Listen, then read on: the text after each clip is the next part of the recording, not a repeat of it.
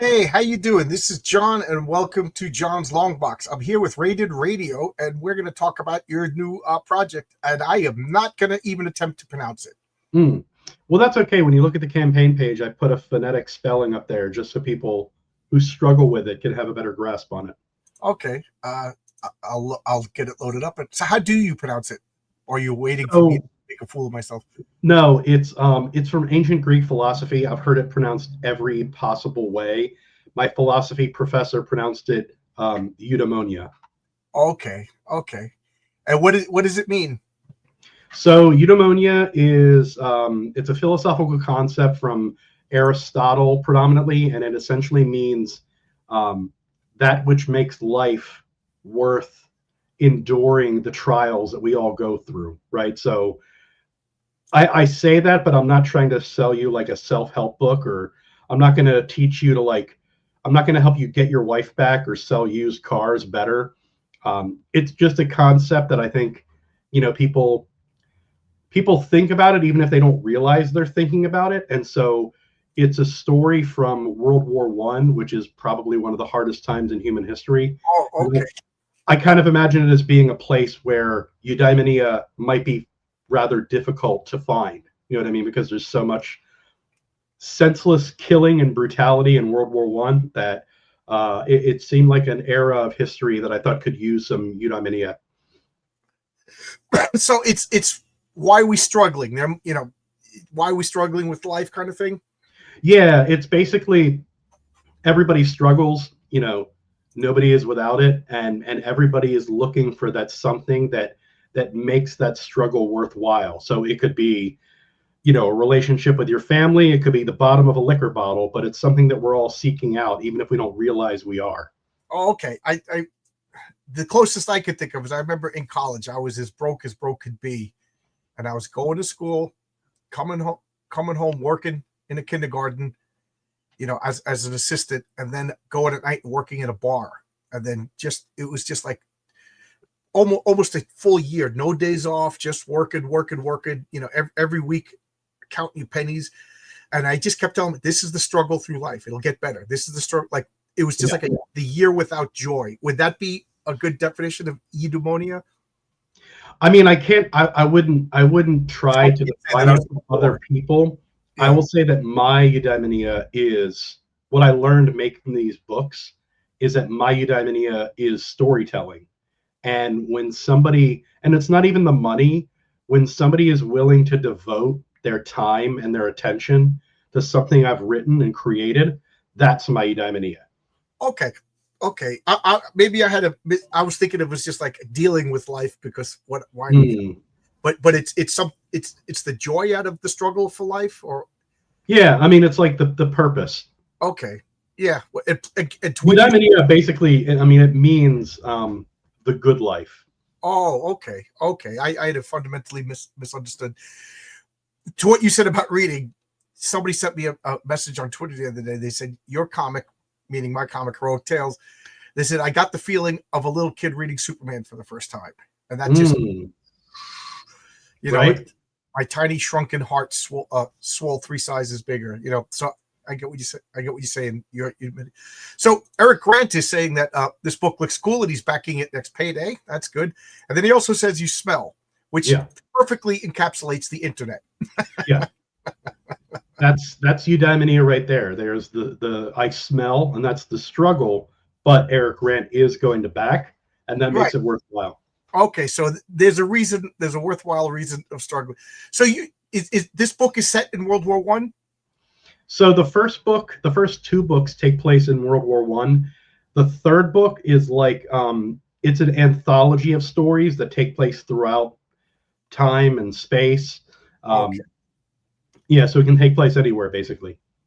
and so I take it there's different characters. It's not superheroes. It's regular. It's like regular people. Yeah, I mean the thing about this series is I don't think there is a single character that has a name because it's their story that's what's important.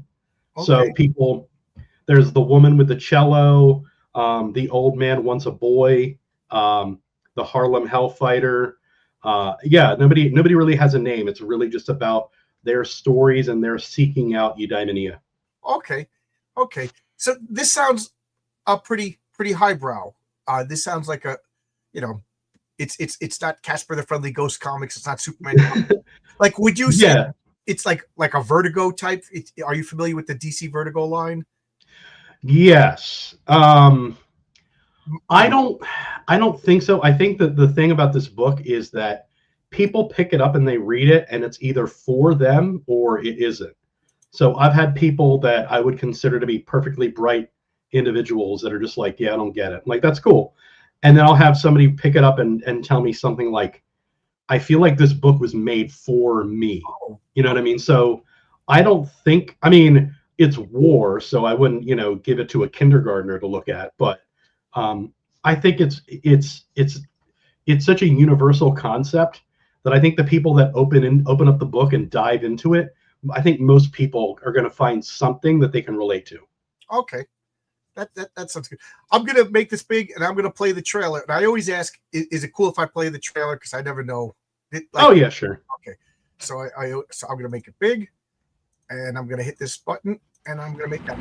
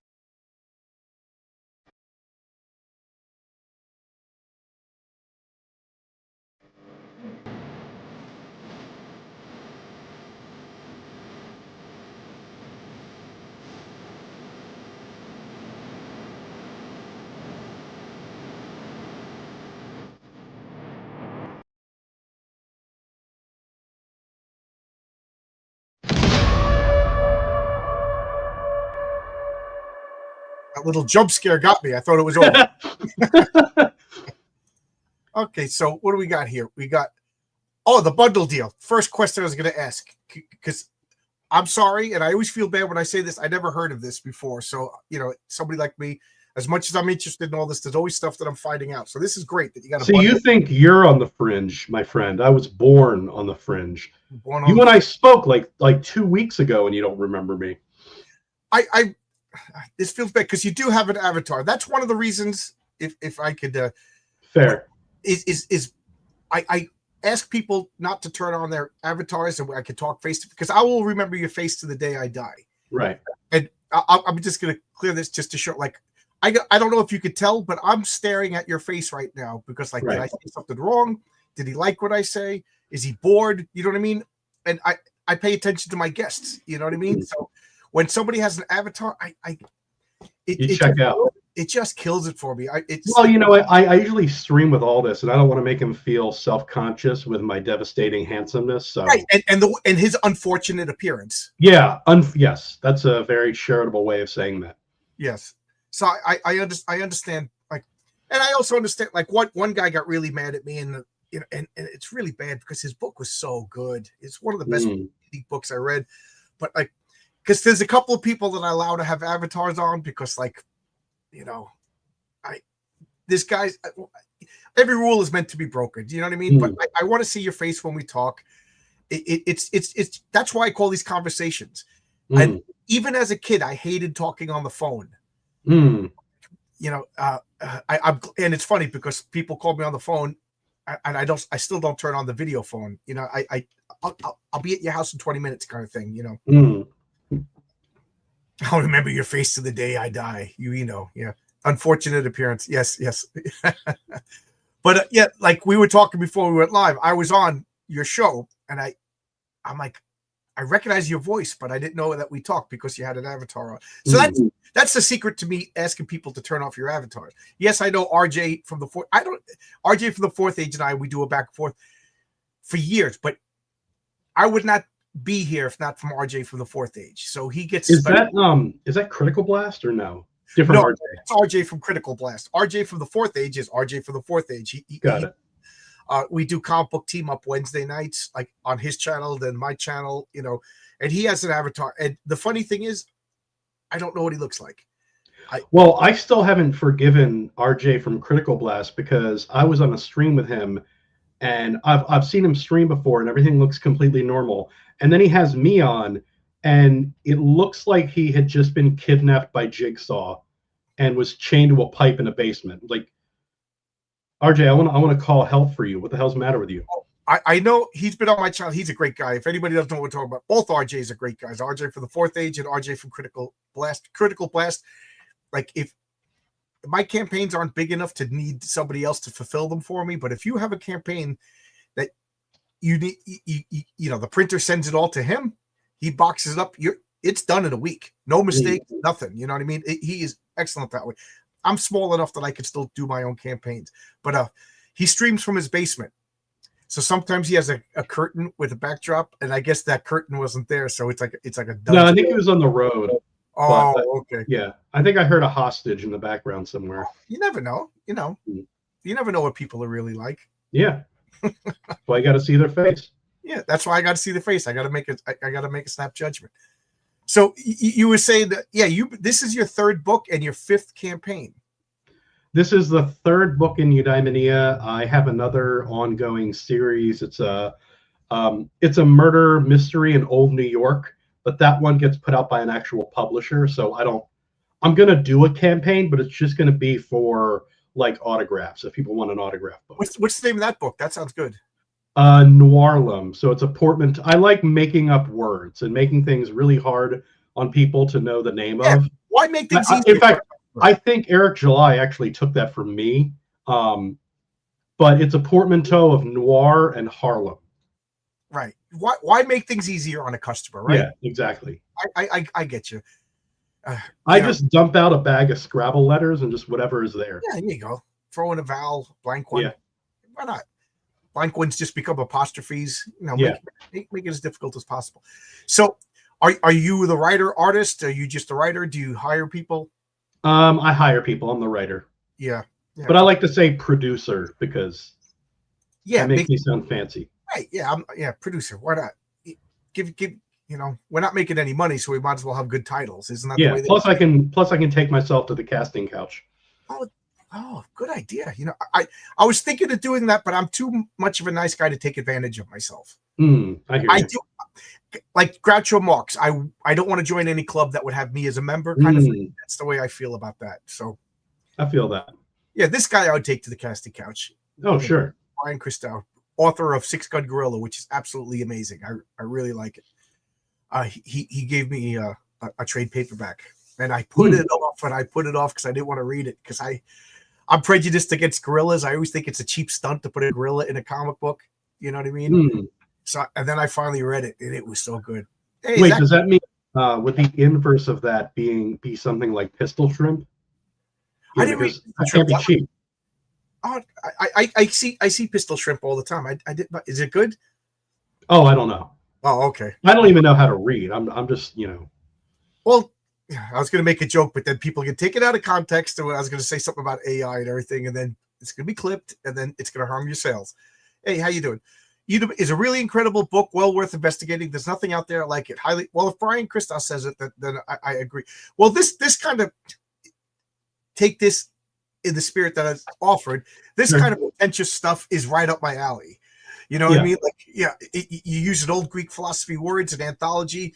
Characters don't even have names. I love this kind of stuff. I love my classic superheroes, but I'm a big fan of the 80s, 90s independent comics, like Love and Rockets, and I think the way I would describe it two ways. The first way is if I met me and tried to explain this to myself, I would put my own head in a toilet and flush it.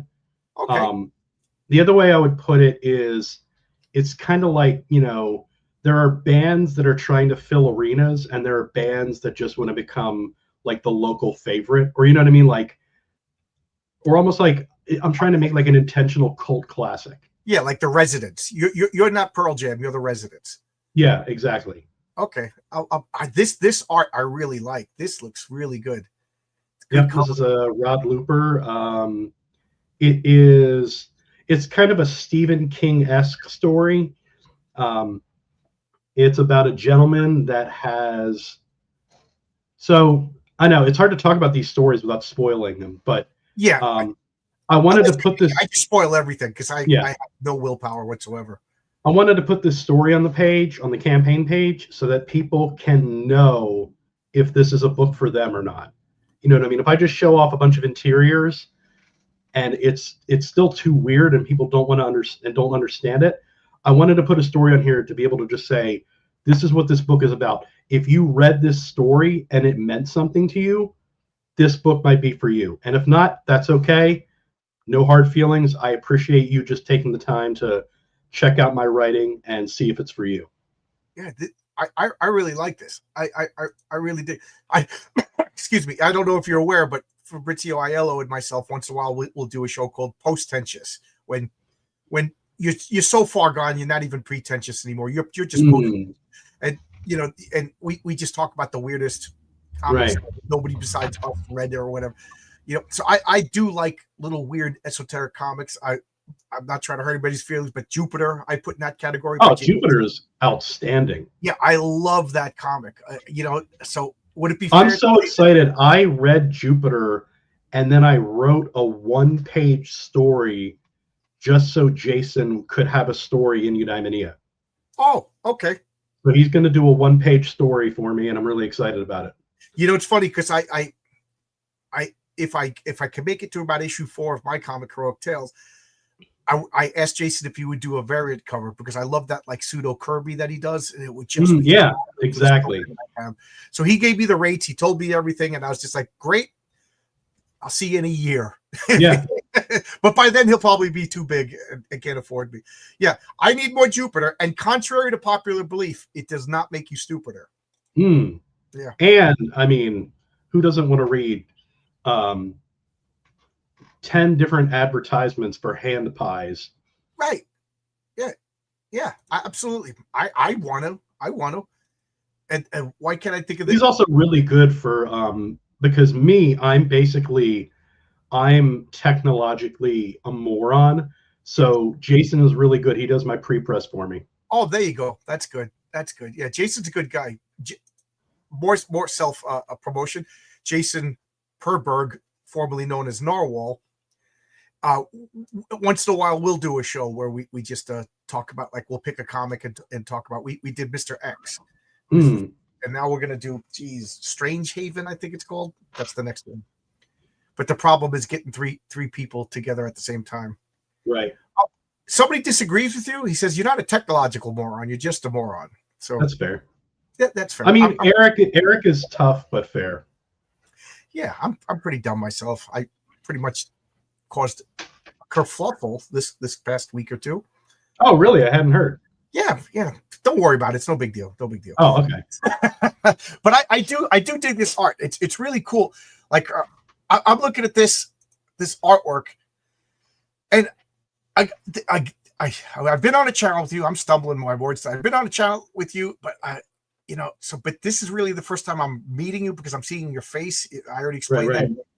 And you didn't bring up your comic before, but I just really like. Are these like fake periodicals or are these real? Those are real. Okay, because I love that when people like make up fake. But this looks so good. This really does look up my alley. The reference for the picture, it says Officina in the background. That sign is actually there.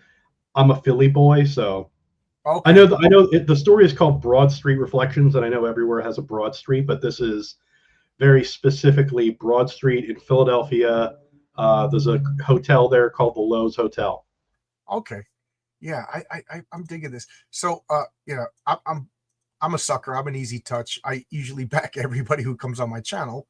So I will. I had to get the catch-up tier for Heroic Tales because Oh, I just wasn't hanging around. I think when book 1 came out.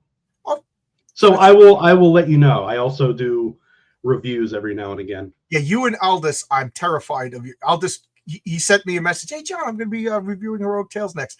I took it as a warning because that guy is brutal. Like all I said was just be as critically honest as you want, but I'm the one that you have to worry about because I'm the writing guy. Oh, like I am usually thinking about writing and the craft of storytelling for multiple hours every single day. Oh, so I'm doomed then.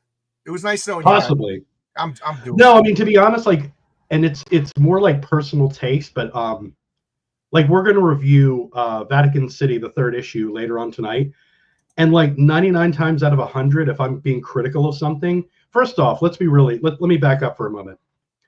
Criticism in the space that you and I occupy is a bad joke. Like nobody is critical in a way that is even remotely mature or professional. It's like if you say a book sucks, there are so few works of art in history that are so irredeemable that you can't find something good to say about it. You're not doing criticism by saying something sucks. Okay, it means you're not thinking about it seriously or critically. So when I'm critical of something, usually what I'm critical of is it's just about like pruning some words out, or maybe something is being over-explained. But yeah, like the criticism we have isn't. I have been in writers' workshop circles on a college in the Pacific Northwest with like, and this was at like peak TDS, and like those kids were way more mature than what we have going on. Like that's how sad it is. It's also because everybody's anonymous. It's easy to attack the person behind the screen. You know, we're personally removed, and then it's like the Yelp. You can say whatever you want. You're not going to get. There's no repercussions. Some of the people have said the nastiest things to myself, to other people. I've said a few nasty things, and you know, when you're not going to get punched, there's no repercussions. You know. Are you saying I should have punched those kids? No, you can punch anybody. You can punch me. We'll fight. You want to fight? Yeah. Okay. You name the place. We'll fight. There you go. No, I mean, Eric, I agree. Like we shouldn't be glazing each other, but right. If all you have to say about something is this sucks. This sucks. Like that's not serious. It's not helpful, and it probably isn't true. Well, that doesn't do me any good. You know, for like all these people, accept all criticism has been a major mantra that I've been hearing in indie comics CG space, and then the slightest bit of criticism causes a meltdown. I submitted my script. I was all excited, bright-eyed, bushy-tailed, and I gave my script to one of my friends who also makes a wonderful comic. I'm trying not to mention people. I don't want them to get my stink that's been all over me for the past couple of days. And he destroyed my script, but he did it nicely. Well, not even nicely. He did it robotically, but yeah. But he explained why this was a problem, what to do to help. And I was pissed. I was absolutely 100%. Yeah. Yep. I was like, this guy does not understand my genius. He's my friend. He knows my feelings. You know what I mean? But then after about a day or two, I realized he was absolutely right. Yeah. Absolutely 100% right. And then, I made the comic, I changed it around, I put it out, and for the most part, everybody's been pretty positive. I got 2 bad reviews, and even the bad reviews were kind of fair. Like I didn't disagree from people that probably dislike me intensely, but I got to give them credit; they were pretty fair in their reviews. Mm-hmm. So, and people tell me, "Oh, it's great." That makes me feel good, but that also doesn't help me. But I don't. That's not their job to make me a better writer either. You know what I mean? Like, yeah. You know, like I have an apprentice at work, and forgive me for talking so much. No, you're good. I have an apprentice at work, and I'm teaching him stuff, and he messed up, and he was all embarrassed and all, apologetic and everything. I said, "No, dude, that's awesome. He goes, what do you mean that's awesome? I said, because now you got to remember Yeah. what not to do. I said, every time I do anything, I'm a construction worker. Every time I do something right the first time, I don't remember it. The next time, what am I going to stumble upon I said, but when I make it wrong, or I shock myself, or I stub my toe, or I break a tool, or I get reprimanded, I remember. I said, so you're on your way to learning. Yeah, it's like they say, idiocy sharpens iron. Oh, I never heard that one. But that's good. Okay. Yeah. No, I mean, I remember I got a criticism for my other title, Noir Harlem, and it is going to haunt me forever. But it was like they found shell casings at the scene, and then at the end of the book, when you see the gun, it's a six shooter. Like it's a, you know what I mean? Revolver in the casing. It's a revolver, yeah. And I was like, wow, that is forever. That is just out there. Yeah. Okay. Yeah. And the funny thing is, most people wouldn't notice it, but I'm a gun guy. I would notice it. Like I before I met my wife, I dated a girl, and she was all into horror movies, and I'm not I'm into horror movies, but I'm not into like porn horror movies. Like Eli Roth. I don't know who that is, but like movies like Hostel. Yeah, that's Eli Roth. So we were watching the first Saw movie, and that kind of stuff scares the crap out of me, because I do believe this could be a lunatic. Like stuff that could happen scares me. Like Hostel, I won't even. I do believe there's some lunatic in Eastern Europe that kills people. Why not? There's no law in some of these places. But anyway, make a long story short, at the end of Saw, if I remember correctly, the gun didn't have any bullets in it, or the gun, but it was a revolver, and he was pointing it. The other guy should have looked and saw that there was no bullet. You know what I mean? Like, yeah. That's just a crucial mistake. I'm sure I'm misremembering, but I just remember it involved a revolver and the number of bullets. And I said, that's the kind of mistake Hollywood would make. Like the Naked Gun 2, Ed, they have the bullet with the casing sticking out of the wall. I'm like, that's not how bullets work. But anyway. Now you got me thinking about Saw, because man, that was back when they would start a franchise, and then they would immediately start making sequels that nobody asked for. And with each sequel, it makes the original one seem worse. Like there's an alternate universe where the only Saw movie is Saw 1, and it's considered a classic. Yeah. But there's so many of them that they seem worse by comparison. Forest Pub has a really important question. When does the food talk start? Well, where are you? Wait, you're on Long Island? Yes. I'm trying to think of what's in Long Island. I have no idea. All American Burger? Oh my God. Have you in Massapequa? Do you guys have a Beats? No. What's that? Oh, you don't know about a Beats? No. Oh, okay. So up in New Haven, Connecticut, they call pizza a Pete's. Yeah, the real Ginzo Italians go a Beats. Yeah, and they claim it's better than New York pizza. Everybody, you know what? Be true to your school, kind of thing. Sure. The Chicago people think that their pizza is better. And as a New Yorker who was a part owner of a pizzeria from 18 to 22, it was like my first real job. You think I'd be a pizza snob, but like I just love pizza. I love all types of pizza, Chicago pizza, pizza. I even put pineapple on pizza once in a while. I'm a proponent of, if people enjoy it, who cares? Right, I get, it makes me genuinely happy when I see Italians get mad on the internet about Italian food. That just makes me so happy, because it's like you're the only culture that has a problem with other cultures mingling with your food. And like Italian American food is not Italian food. It's its own thing. So just fuck off. Yeah, that's fair, Eric. Like my high school girlfriend and I, we used to go to this Wong's Kitchen. How original, a Chinese place, believe it or not, named Wong's. And we used to go there like once a week and get Chinese food, American. And then they took a liking to us. So they invited us to their Chinese New Year dinner. And it's all family. We're the only white people. We're the only people not speaking Chinese. And we were so happy until the food came out. And I felt like Riker on the Klingon ship. I was like, I can't eat any of it. We sat there. We did not dyslexia. What was wrong with it? It was like authentic, real Chinese food. It was like a broth. It was like it looked like worms. It was like what real Chinese what they eat back in China. It wasn't chicken and broccoli and wonton soup. I got you. So we ate what we could, made it look like we moved food around on the dish. And afterwards, I think we went to Burger King because we were so freaking hungry. Nothing is good on Long Island.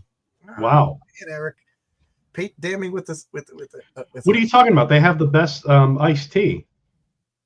Yeah, we have that. We have bagels. It's funny when people bust on New York. You guys don't have Mexican food. It's like, what are you nuts? We have New York it's got the best of everything. The only thing I don't like about New Yorkers is that New Yorkers talk like everybody wants to be a New Yorker, and nobody wants to be a New Yorker. I'm a New Yorker, and I don't want to be. People in Philadelphia are not wannabe New Yorkers. People in Boston are not wannabe New Yorkers. We want to be where we are. I've been to Philly. I got a niece and a nephew that live in Philly. My niece and her boyfriend, they bought like, I guess it must be a bad neighborhood. I haven't been there yet, but it's like a $5,000 house. The neighborhood is really, really bad. Yeah. So they're like the $1 houses in Detroit. Oh, geez, and they built it up, and I haven't seen the outside of the house yet, but the inside is awesome. And I think they're breaking up, and she's selling the house, but she's got to be making a profit on a $5,000 house. Just look at your host and tell yourself that the food is chicken while eating. Who knows what it was? New York has the best of everything, other than humble people. Yeah, we are so freaking. We're the best at being humble, there, Aldous. We are the best. I'm trying to think what is Long Island famous for? Complainers, breast cancer, clam pie. Is it clam pie? I never heard of that. That or linguine and clams. I think is a Long Island. Linguine and clam sauce, but I'm from an Italian family. What I can't believe we're talking about food. I'm going to be known as a Food Network. What is like something that is specific to Pennsylvania? You're Pennsylvania, Philadelphia. Yeah, I would say Pittsburgh, but you're not Pittsburgh. I would say because we got out of Philly when I was pretty young and we moved out to Amish country. And if you're ever near Philly, you want to go about an hour east and find an Amish-owned buffet. It's called a smorgasbord. Okay. Totally, it'll knock your dick in the dirt. Okay. Eric the Guapo says New York doesn't have good Mexican food. To be honest, I make the best Mexican. Me personally, I make. I lived out in Albuquerque for a while, so I have like I say this. I don't know. Oh, somebody just sneezed. You got a ghost in there? Yeah. Okay, that makes sense. Ghost. Christmas passed. Christmas passed. So I lived in Albuquerque for 7 years. So I got like this, and I cooked. I made pizza, and then I cooked in restaurants. So I learned new Mexican food, which is different than the Mexican food that we have there, which basically Tex-Mex. So I'll make like a mix of like new Mexican and Mexican food, and I almost don't want to buy. I won't go to an Italian restaurant when I can make it better myself. I can make sauce and everything like that. Mexican food I'll buy because I'm lazy. But now my next tactic, I love Indian food. I want to learn Indian food. But well, I mean, when you're done being canceled, you can just kind of rebrand as Juan's Long Box. Yeah, John's takeout box. How's that? Yeah, there you go. John's takeout box. There you go. I'll start all over again. I lived in Queens for 15 years, and as much as I hate and despise and don't like Queens, I don't get that all the ethnic food is so good. There's an Indian neighborhood in Elmhurst. Oh my god! And right next to it, there's like a Taiwanese neighborhood. Great Thai food, and then downtown Flushing is probably my favorite place. Now Queens, that's what? That's Mets, Jets, and Nets. Yeah, the Queens is the Mets, Jets, and Nets. Yes, yeah. It took me a minute because you started talking sports, which is a different language than what I'm used to. Yes. I actually worked for the Mets for 6 years. Oh wow! Yeah, like George Costanza. Yeah. I ate a calzone, which is absolutely true. George is back. He's back. The scoreboard when the guy goes up to bat and you see their name. Yeah, I controlled that for all the home games for 6-7 years. And I had to think about it, and I was picturing you out there with like giant pieces of plywood, and you were pulling one out and. No, it was like being on the bridge of the Starship Enterprise. There was a chair in the middle who was the director. guy Victor, who was the biggest cock you've ever seen, worst person on the planet, and he would just sit there and yell and scream. He was so fat, and we all sat there in little booths, and push the buttons, And I got picked. They came up to, we need an electrician because it's part of the contract. We got to have an electrician doing these things. So, and then they have a college intern sitting next to you waiting for you to mess up so you could get fired so they could take over. You know what I mean? So get out of here. But they said, we need an electrician to go over City Field. Who's your favorite baseball team? And I was trying to get out of it. I said, I hate baseball. Watching baseball, like watching. Oh, you're hired. I was like, why? Punishment. And they said, because I don't wanna. Because all the guys who are baseball fans, they watch the game and they miss the cues. It's filled. Just like is this back when everybody on the Mets was on huge amounts of coke? No. This was right. I stopped during COVID. Okay. Yeah, so right during COVID, but it was, I hate baseball. I hate baseball too. Oh, okay. So, but because guys literally would be watching the game and Victor would yell, "What is wrong with you? You got to hit a cue." And you literally could be replaced by a free college intern just trying to get a job. So you have to. I mean, I love sports, but I kind of hate baseball too. Yeah, I mean, I'll watch hockey. Hockey's at least everybody's moving. It seems like baseball, like everybody starts to move, reset. Oh, this guy pitches. Oh, he strikes. It goes over here. Oh, his pitch. He goes over here. I'm like, will you get on with it? 5 inning here. Here. Now I'll get canceled. Baseball. I could get the full baseball experience in 5 innings, 9 pitches. That's it. At the end of 9 pitches, you're out. So, get it moving. Oh, you might like banana ball then. Okay. Do you get to eat the ball? No, banana ball is they're trying to make baseball more watchable. So they implemented all these rules where chicks in bikinis. I mean, there are dance numbers. I can't remember all the rules, but some of them actually do sound pretty fun. So I want to. What Shady Maple, amazing place. Is that what you were talking about? Yeah, Shady Maple's good. Miller's is the better one. Okay. Somebody's laughing. I hope they're laughing at my joke, not at me. Seinfeld was too New York for me. I said this before. We are so off topic for your comic book, but that's why it's But with sitcoms, I watch it. It's like a percolator. Every episode is a drip, and then I hit a point where I'm like, I'm done, and I never watch it again, and I never I can't believe I referenced Seinfeld with the calzone, but it was like a good joke. But like MASH, haven't referenced MASH. Cheers. All of a sudden one day I'm like, I'm done with you. Frasier was like a season, and I was done with Frasier.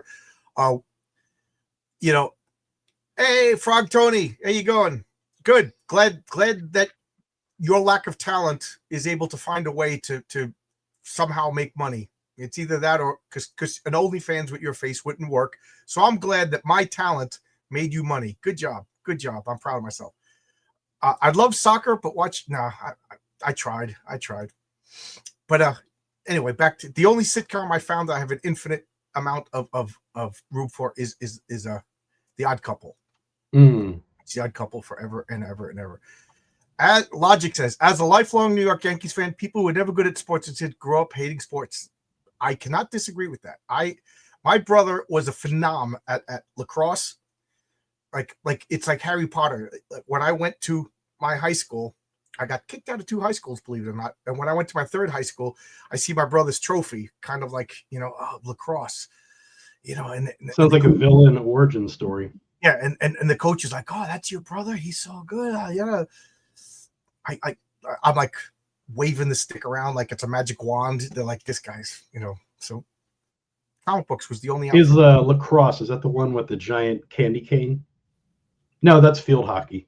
No, it's got a net at the end. You catch the ball, you do the cradle, you throw the ball. Yeah, there are worse things you could do with a net.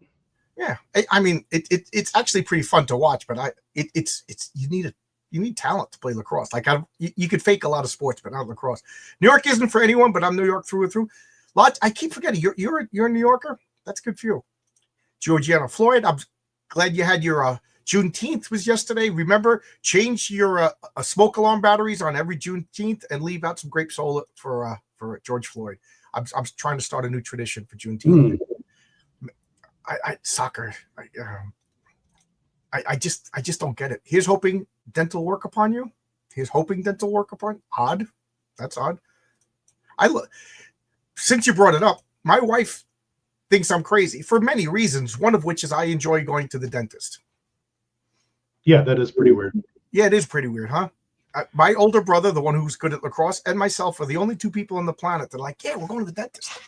I remember watching a British comedian, and he was on a TV show where the point of the TV show is you tell a story, and the panel has to figure out whether or not you're lying. And his story was that he does all of his own dental work.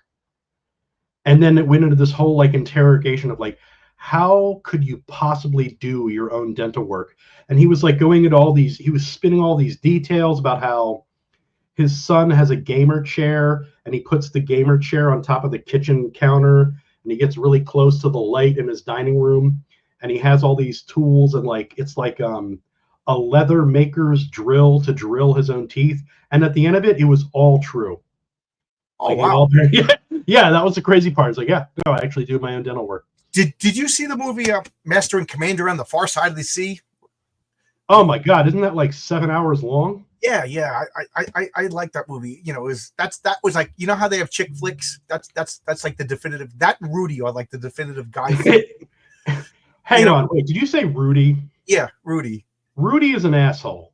Rudy is an asshole.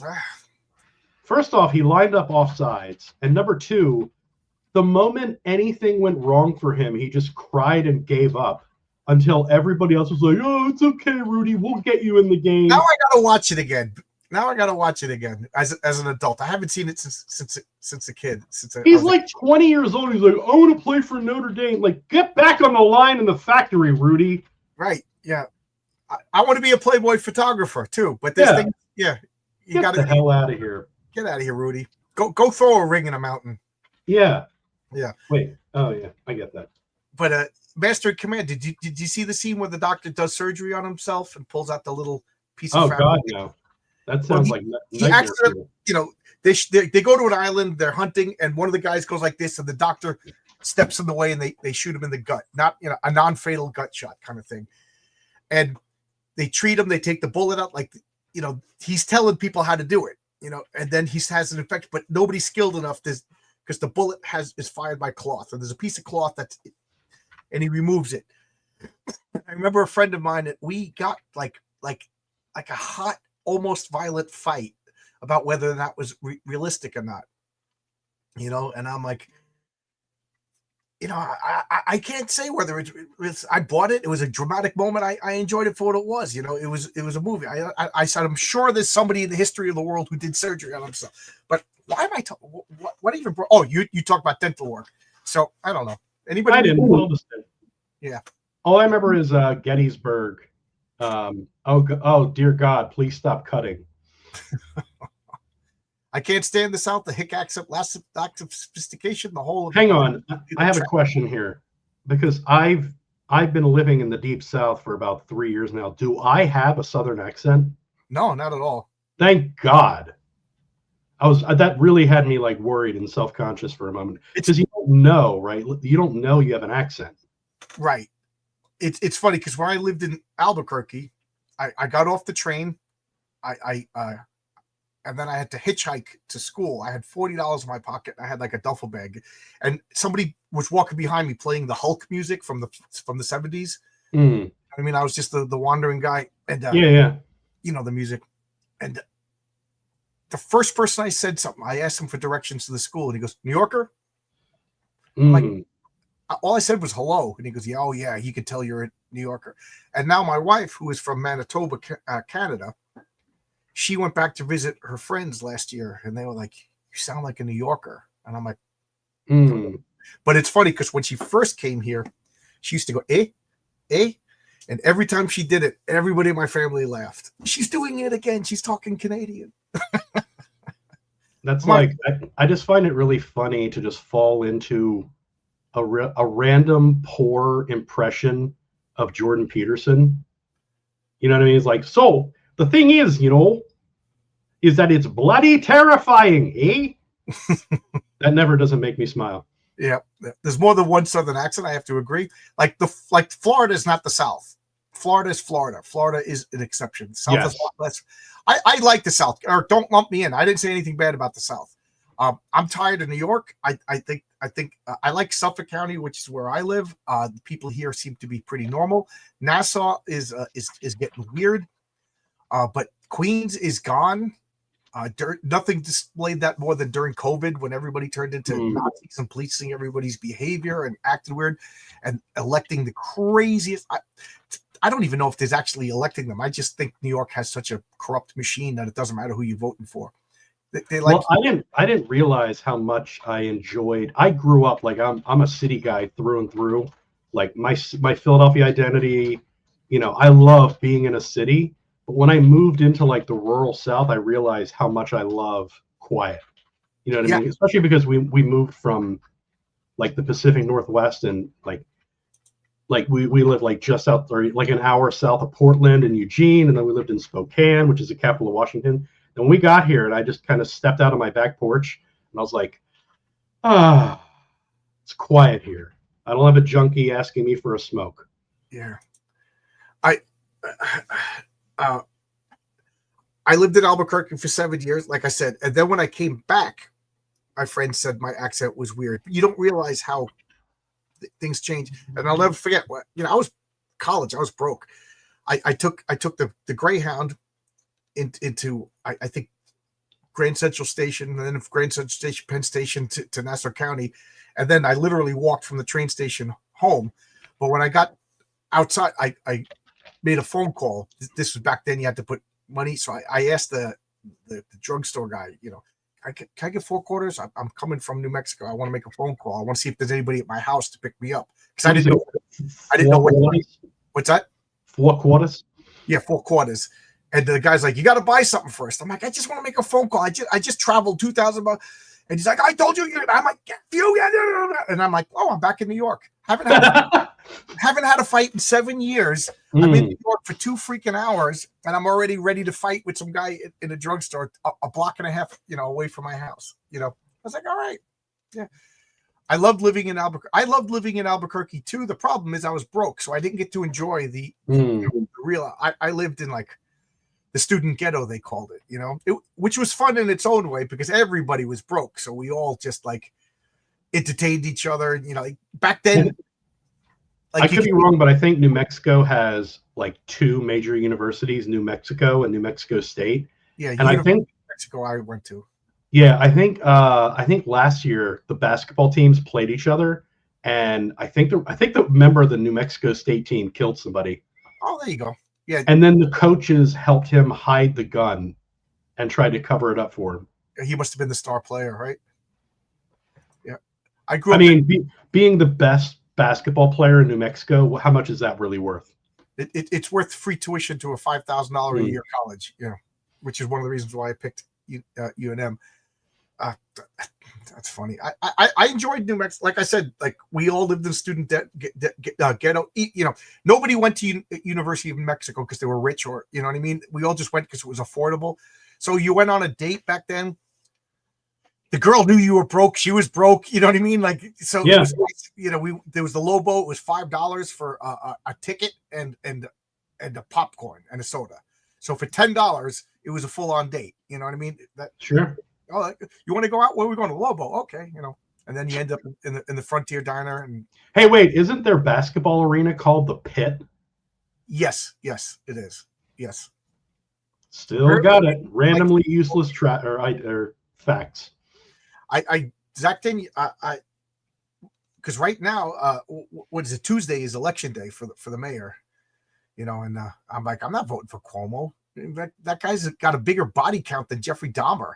He's a mass murderer, and everybody's like, "What are you talking about?" I say, "Did you forget he sent he sent all the COVID people?" And I said, "What? How bizarre! He sent all these people getting state aid, and then killed them, and then for everybody that died, they got $40,000 federal money." I said, If I wasn't a Cuomo, I would be locked up in jail. Like that never happened. I'm like, there's no hope. There's no hope. Like I have what's that? Memory hold. Yeah, memory hold. But not only is there a memory hold, but it's like this politician killed old people, and now I'm hearing that like they knew that putting people on ventilators was a death sentence, and they did it anyway because they were told to do it. You know, and one of my childhood friends is a doctor, and I was asking him about the COVID shot. He goes, "Just get it." I'm like, Yeah, I right. had COVID. It wasn't that bad. Just get it. That's all he said. I'm like, could you explain to me why? Just get it. I'm like, you're a freaking doctor. We haven't spoken since either. I got shot in LA for knocking on somebody's door. Well, you know, have you looked in a mirror? Wow. I know. He's handsome. He's too handsome. The husband probably thought he was there for his wife. Vicky Verse, I was in Northwestern Albuquerque. Yep. It's not for... Oh, man, I tell you, the only place better for food than New York is Albuquerque. But I don't know if... Since Breaking Bad, I think everybody wannabe gangster moved out there. When I lived there, it was pre-Breaking Bad. Hollywood only shows Manhattan. Absolutely. New York is 5 separate boroughs on 5 separate landmasses, on 4 separate landmasses. Queens and Staten Island are quiet. Staten Island is like living in the suburbs. Queens is gigantic, for those of you who don't know. And Queens is like going into multi places. You could go to Indian Queens. You could go to New York. You could go to like Brooklyn, which is like Italian. You could go to you could go to like St. Albans and Hollis, which is all black. You know what I mean? You could go whatever you want. Queens has a neighborhood for you. And I like downtown Flushing. Oh my God. I just like the Chinese food. You know, there's like, I'm sure there's crime, but I never noticed it. You know what I mean? Like the Chinese immigrants, they just want to sell you something. They just want to sell you some bootleg pocketbooks and some dumplings. You know, apparently I think I'm saying this right. All the members of the Wu-Tang Clan are from New York. Yeah. Redman is from New Jersey, and that's why he couldn't be a member of the Wu-Tang Clan. Oh, well, suits him right. You don't want to associate with anybody from New Jersey. So, Eudaimania. Yeah, you got a comic book, right? Yeah, I got a comic book. I think so. All right. And we got Matt Bear. We're chopping it up. Yeah. I never got that COVID shot. I didn't get it either. You know, I didn't get it either. You know, I absolutely, yeah. Queens is the most ethnically diverse place on earth. Just a little shout out. Heroic Tales 3, Mary Sue goes back to Flushing, and I'm going to go and take some photographs and send it to the artist. I have a physical exact location where all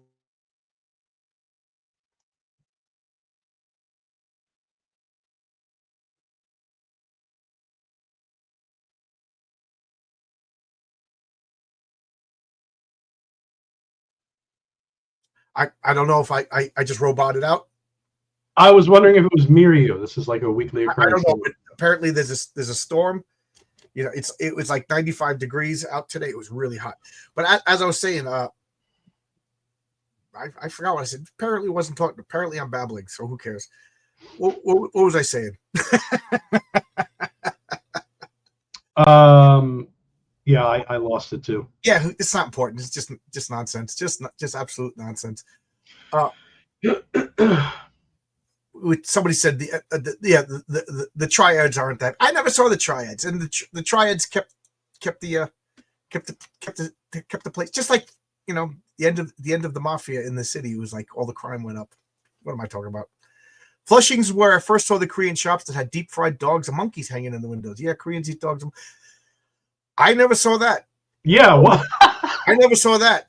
Although, I know K-Town pretty good. I think you might be mixing up your ethnicities there. I do remember being in Manhattan, in Chinatown in Manhattan, when I was an apprentice electrician, and they sent me to the basement because they dropped the wire down the pipe, and then I had to take the wire, and it's called an elbow, and then stick the wire over here, you know, and then pull it to the panel. Nobody else wanted to do it because they didn't want to go into the basement because it was below a Chinese restaurant. So I got to do it. I'm the low man on the totem pole. So I go down there, 8 inches of water, and chickens floating in this 8 inches of water, you know, and I'm doing electrical work, sloshing through 8 inches of water. Now we're outside in the back, hooking everything up, fixing up the pipe. So you almost ended up on Live Leak. Yeah, I was almost one of those monkeys that you could have eaten. Yeah, yeah, and then I remember being in the backyard with you know, the alleyway where the garbage cans are, and we had to replace the pipes because it was all rusted out, and they were just throwing garbage on us. And I'm like, they're like, welcome, you know. So we got John's long box, we got Juan's long box. Oh, there you go. We got Chan's long box. Yep. And John's Mets box. We could talk about, you know, we talk about the Mets trade secrets. How I stepped on Jason. What's his name? John Syndergaard's toe. The first time he ever played, and he hit that home run for the first time. I stepped on his foot that day when he was talking to his mom. Yeah, that guy's gigantic, by the way. I missed the name. What Syndergaard? I forget his first name, but they called him Thor because he had the long blonde hair. But these baseball players are huge, but they're all huge, so that looks normal. But when mortals walk by them, they're like another race. They're gigantic. Yeah, that's like Steph Curry when he's on the basketball court looks tiny, but if he was just in a room if he was in a room full of Jags, he would be the tallest person there. Noah Syndergaard, yes, that's it. That's his name. Nice guy too.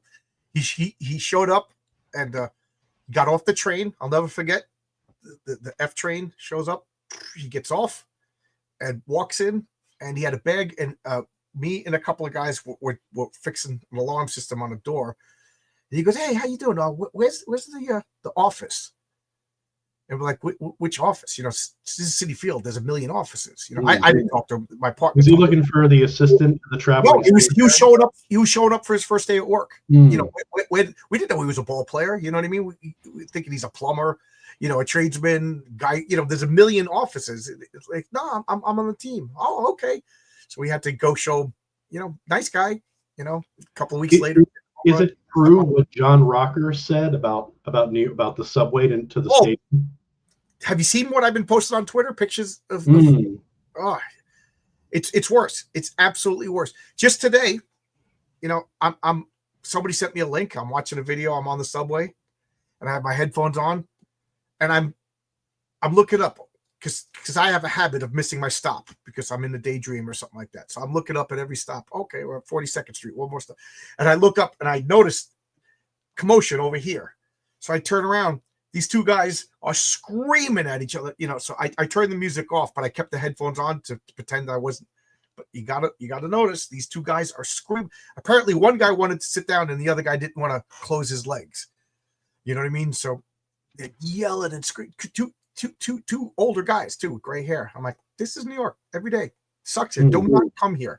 New York is a hole. It's disgusting. It's the worst place in the world. It's not the New York that you see in the movie theaters. Did he have like half a sack hanging out? No, but one of the guys had his guy with white hair, white beard, his pants down to his knees, underwear exposed. I'm like, to me, that just means you're a retard. When you wear your pants like that, that just means you're a retard. You know, pull your pants up. I have no respect for you. I don't care about your race, but pull your pants up, please. And the other guy, he was this close to having his pants down. You know what I mean? His belt was a little too low. I'm like, oh God, what is wrong? I'm going to have to leave. I just got notification it's going live in 30 minutes. Yes, I'm going live in 30 minutes. Yes, I'm going to do It's Clobbering Time at 8:30. And maybe we'll actually talk about your comic book on the other channel since we didn't really talk about it on this channel. Yeah, but we talked about the important things like guys who have half their sack hanging out and what a hellhole New York is. Yep. That's what's important. Yeah, that's what's important. If I could stress, do not come to New York City. If I could get that through. Now I remember what I was saying. My wife hates it when I drive to Queens, and that's what we want. Because I'll be like, going through Suffolk, it's nice. Yeah, you go through Queens, it's nice. And then as soon as you hit the border, the roads suck. There's traffic. People don't know how to drive, and I'm instantly cursing, giving people the finger. You know, and then you can't find a parking spot. You know, I got towed once. I took video on my phone. I'm showing the judge. There's no sign anywhere, and they towed my car. And the judge goes, "Well, all of New York is a towaway zone, so do not come to New York. It sucks." I heard about the hot new Italian. Well, not new, but the hot Italian place to go to in Queens is called Carboni's or Carbones. And I was curious. I looked up their menu. A veal parm is like $80. Yeah, there you go. Yeah. What are we doing? My mother-in-law, I feel really bad because my wife, she always jokes like I call her the most low maintenance woman in the world. Last night we're like, if I win the lottery, what do you want? We what do you want for like a party? You know, she goes, Five Guys. You know, because we always joke that Five Guys burgers and fries is just too much money. Yeah. Unless it's Five Guys. I don't know. No, I'm good. You know what I mean? But I just have to laugh. That's what she wants. We have millions of dollars. She doesn't want a trip to Paris, you know, a summer home. She wants Five Guys burgers and fries. But anyway, her mother-in-law, nice old Canadian woman. All she wanted to do was go to a New York deli. So we went. I took her to a place, and it was $18 for a hot dog. And she looked at me. She goes, "Let's get out of here." Yeah. And this was 2004, 2005. Yeah. John, you're exaggerating. It's bad in Manhattan's in the outer boroughs, close to Manhattan, close to Long Island. Nothing is. Yeah. Eric, I was thinking the exact same thing, but I didn't want to say it. New York's. That's right. I moved to Suffolk, and I love it here. I love it here. Like my wife couldn't, because after 15 years in Flushing, when we moved out here, you know, my bedroom is in the back of the house. It is pitch dark. You turn the lights off in the bedroom, you can't see your hand in front. There's no noise. There's nothing. Oh, I love it. She put in a night light. That was like a daily fight. Every night I would go to bed, I'd pull the night light out and put it on the dresser. And then every morning when I left for work, she would take the night light, put it in, and the next, you know, I go to bed earlier than her every night. So finally I hid the night light. I had to get rid of it. You know what I mean? We came out here for this perfectly peace and quiet. And now I got. See, my wife has to have something on, like a show to watch when we go to sleep. And I'm not like that, but after so much time, I am like that. So if I'm somewhere and she'll put on like the most mind-numbing things, and it's perfect. So if I am somewhere and I hear like somebody's got a TV on and Ancient Aliens is on, I'll start to get really sleepy. Yeah, that was like another. You know how it is when you first get married. You know, I was 38. I can sleep through anything. We actually had a tornado. When I fall asleep, I'm out. Yeah. I'm out. I take naps at work. You know. Yeah. I'm not old. Like if a burglar breaks in and I'm asleep, she is screwed. Yep. You got to wake me up. Yeah. I am sound asleep.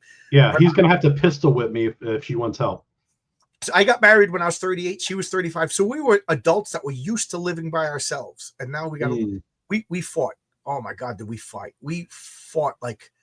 Oh, we don't do that. It sounds like you have real problems. Oh, we fought, but one of the biggest fights was no TV. Bedtime is bedtime. We're not watching freaking a Hallmark movie when it's time to go to sleep. You know what I mean? Just learn to go to sleep. And then she would get mad at me because I'd be like, okay, I'm going to bed, and she would, you know, put away a couple of things, and then like 5 minutes later, I'm sound asleep, and she would be like, how can you go to sleep so fast? Like, because I go to sleep when I'm ready to go to sleep. I don't go to sleep and look at my phone for 40 minutes. Yeah. The only thing is one time she was looking for something to watch and she put on Unsolved Mysteries, and when that theme hit, that like snapped me out of my sleep. It just scared the shit out of me. Like I woke up so fast. I was like, what's happening? Well, so that was the one rule. You can't watch Unsolved Mysteries. I stay up too late, and then I wake up at 4 o'clock in the morning to go to work. So it's like when I go to bed, I got to go to bed. And when you watch TV or you play with your phone, you stay awake like 20 to 30 minutes. 30 minutes is a big deal when you don't get, you know. So I go to sleep. I wake up. And my train is an hour to work. That's part of my sleep. So I'm that crazy old guy that's like, hey, buddy, put headphones on. Put headphones on. Why are you watching a video? It's 4:33 train. What are you watching at 4:33 in the morning? Put headphones on. I'm that asshole. You know, and then on the way home, I can't really yell at anybody because it's 3 o'clock. But they're watching you on Live Leak almost dying in the basement of a Chinese restaurant. Or me fighting on the subway. I'm sure that's got to be YouTube. Crazy New York, bearded New Yorker, whatever. But I put on headphones and I'll put on like music, and I could sleep to that. And I actually enjoy sleeping to music. It inspires crazy dreams. But we are so off topic, and but then again, that's the way it is. It's conversation. Yeah, it's a show about nothing. Yeah. So here we go. Eudaimonia. You could get this. This is the bundle I'm getting because I this comic just sounds right up my alley. I really, and it's different artists. Every story is a different artist. Yeah, so the first two books were done by the same artist, and then we had kind of a falling out. So I wanted to make this anthology and use completely different artists, but yeah, we kind of linked back up, and I got him to do a couple stories here. So we got the band back together. That's good. That's good. It's really tough, Yeah. Getting the comic and getting all the same people, because I'm so anal retentive. I want all the same people working on.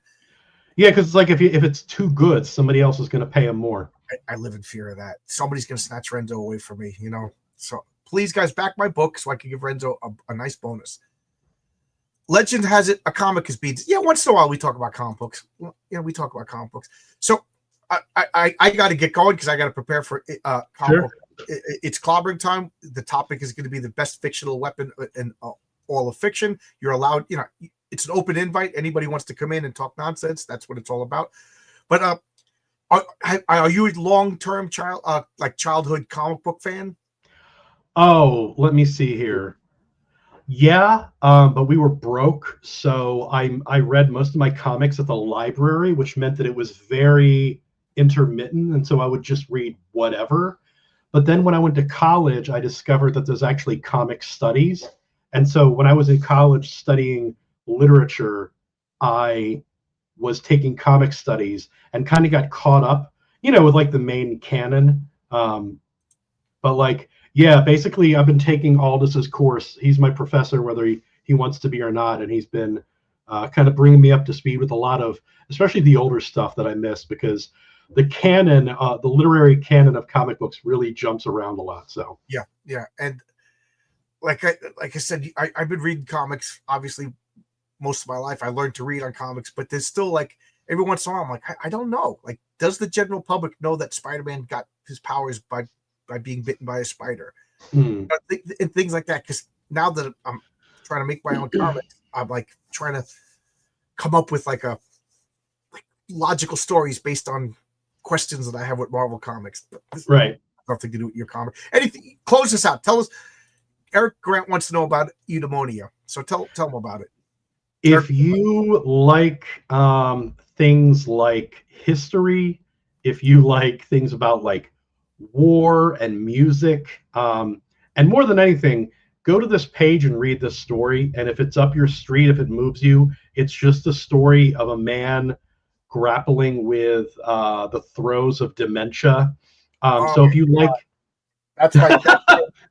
I'm not even joking. That's a big fear of mine. Yeah. I've seen.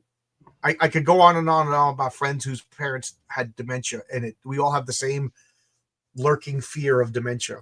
Yeah, it's kind of a horror story, but the horror is when he finds a moment of lucidity and remembers the times that he missed. And so this is kind of like really crushing line in there that I wrote, where he says, I see myself and I suddenly remember that my life has already been lived. Because he's at the beginning, he thinks he's young and he's not. And so it's crushing, but at the same time, it's kind of a meditation on just life. It's the feel good book of the year, is what you said. Yeah, exactly. It's better than Paddington. Yeah, there you go. It's like Paddington, but with dementia and horror. Yeah, exactly. More but no marmalade. So basically, none of the good things. It's like Paddington, except you take out all the good stuff of Paddington. Exactly. And add the bad stuff. Somebody shit in the marmalade is what it's about. Shit, that's funny because that's literally how you translate eudaimonia. Yeah, exactly. But yeah, if you like books that are just kind of about life and, it's not a self-help book. It's very much a kind of it's a piece of literature. Go check out the story. And if it seems like it's up your street, I'd love to welcome you into the world of eudaimonia.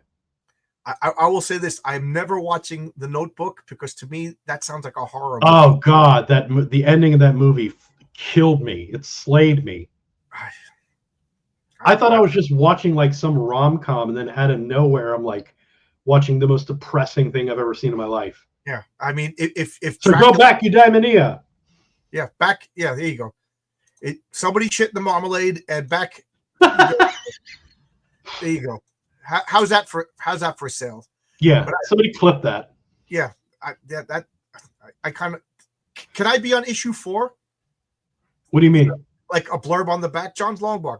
Someone shit in the marmalade. Oh yeah, we can do that. I can make a new trailer. There you go.